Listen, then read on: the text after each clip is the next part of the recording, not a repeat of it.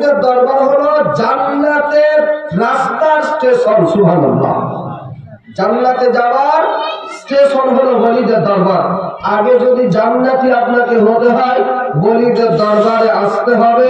ওলিরা যে রাস্তা দেখিয়ে দিবেন সেই পথে শুধু চললে হবে না, নিজেকে বিলীন করে দিতে হবে, বিছিয়ে দিতে হবে।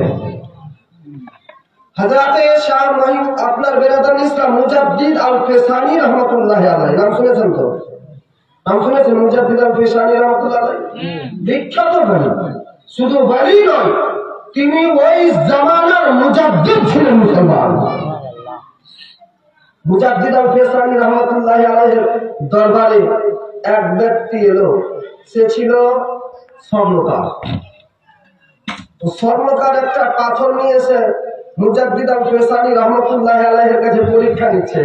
বলে, হুজুর, আমি যদি এই পাথরটা আপনাকে দিই তো আপনার এই খানকা শরীফে যত আপনার গোলাম রয়েছে, মুরিদ রয়েছে, ভক্ত রয়েছে, আপনি এদেরকে খাইয়ে দিতে পারবেন না?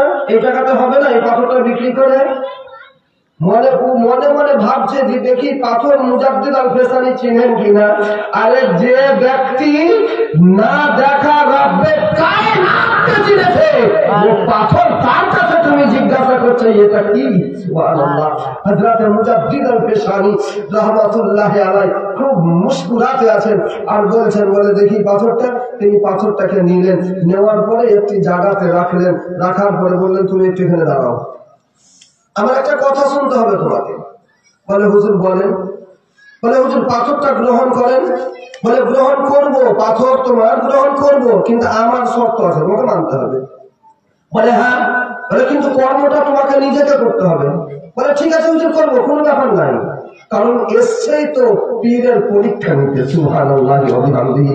পীরের দরবারে পরীক্ষা নিতে কি হুজুরকে জিজ্ঞাসা, হুজুরের কাছে এসেছি, জিজ্ঞাসা করব, দেখব ও পীর কোন ধর্মের পীর, ये পীর কোন মাকামের পীর, ये বেলায়েতে কোন দরওয়াজার পীর। হযরত মুজাদ্দিদ আল ফেসানি রাহমাতুল্লাহ আলাইহি তিনি ওই পীর ছিলেন যিনি জমিনের বুকে দরিয়ার পাশে বসে বসে আল্লাহর জিকির করতে লাগলে পরে দরিয়া থেকে মাছ উঠে এসে হযরত মুজাদ্দিদ আল ফেসানি আলাইহি রহমান কাছে বসে তার জিকির শুনতে থাকে মুসলমান। হযরত মুজাদ্দিদ আল ফেসানি আলাইহি রহমাতুল্লাহ তিনি যখন জিকির করতে থাকতেন দরিয়া থেকে মাছ উঠে আসতো, তিনার পাজরে বসে যেত, তিনার জিকির শেষ হতো, মাছ আবার পানিতে চলে যেত, মাছ মরতো না পর্যন্ত। মুসলমান, ইয়া মুসলমান বিরাদার, পানির ভিতরে মাছ থাকলে পরে বেঁচে থাকে, কিন্তু মুজাদ্দিদ আল ফেসানি আলাইহি রহমান যখন জিকির করতেন তো মাছ মনে করতো যে আমি শুধু পানিতে থাকি, আর যখন ওনার জিকির শোনার জন্য আসি তো শুধু দরিয়ার পানি নয়, আল্লাহর রহমতের পানিতে আমি ডুবে থাকি। সুবহানাল্লাহ। তিনি কি করলেন? বসো। হযরত মুজাদ্দিদ আল ফেসানি রাহমাতুল্লাহ আলাইহি তিনি টয়লেটে গেলেন। কোথায় গেলেন? বুঝতে পারলেন না জি?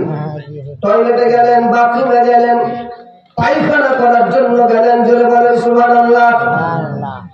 আর যদি আপনি যতই বড় পীরের ভক্ত হন না কেন, আপনার পীর যদি একটা লোটাতে বা একটা ক্যারিতে যদি পায়খানা ধরে নিয়েছে, বলে এবার পায়খানাটা নিয়ে যাও, তো যদিও বা ভক্ত নিয়ে যায় তো পাথরে যে থাকবে, ইয়া পীর হলো রে, হাই রে হুদ্দা পীর। আল্লাহু গনি সুবহানাল্লাহি ওয়া বিহামদিহি। হযরত মুজাদ্দিদ আল ফেসানি রাহমাতুল্লাহি আলাইহি তিনি পায়খানায় চলে গেলেন, পায়খানা কমপ্লিট করলেন, আর একটা পাত্রতে তিনি ভরে নিলেন। ভরে নেওয়ার পরে বললেন, বলে এ আল্লাহর বান্দা, তুমি যেই তুমি যেই পাথরটা নিয়েছো, এই পাথরটা আমাকে দিবে? বলে হ্যাঁ দিব। বলে তুমি গ্রহণ করব, তবে যাও যাও চলে যাও, আমার এই জিনিসটা আমি তোমার হাতে দিলাম, এই জিনিসটাকে নিয়ে তুমি যাও, চলে যাও। মুজাদ্দিদ আল ফেসানি রাহমাতুল্লাহ আলাইহির কাছ থেকে নিয়ে নিলেন, তবে শর্ত দিলেন গ্রামের ভিতরে কোথাও খুলবে না, একেবারে গ্রামের বাইরে চলে যাবে। গ্রামের বাইরে গিয়ে তুমি পত্রখানাকে তুমি খুলে দেখবে। হযরত মুজাদ্দিদ আল ফেসানি রাহমাতুল্লাহ আলাইহির কথা শুনে ওরে সরকার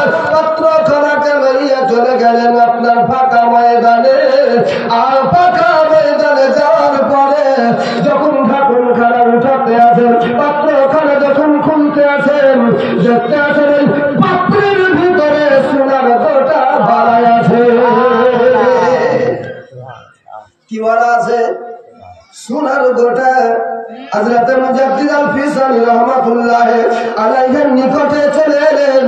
নিকটে আসার পরে পা দুইটাকে জড়িয়ে ধরে পড়ে গেলেন, বলে হুজুর আমি বুঝতে পারিনি আপনি এত বড় টাকাওয়ালা, আমি বুঝতে পারিনি আপনি এত বড় মালদার, আমি বুঝতে পারিনি আপনি এত বড় জমিদার।